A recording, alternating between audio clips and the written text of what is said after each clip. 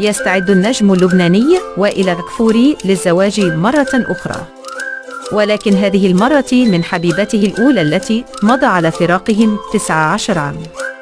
وعلى حسب ما تم تداوله فإن حبيبته مغربية الجنسية وتدعى ماجدة أليموس، وقد اشتعلت بينهم قصة حب قديما للأسف لم تكلل بالنجاح، وقد قيل أن ذلك بسبب اختلاف الديانات.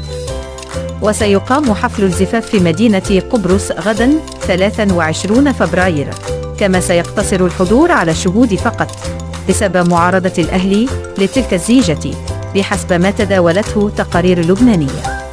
ومؤخرا بدأت ماجدة بالظهور مع وائل في حفلاته. كذلك ذكرت صحف لبنانية أن وائل كفوري أهدى ماجدة سيارة فاخرة هدية زواجهما.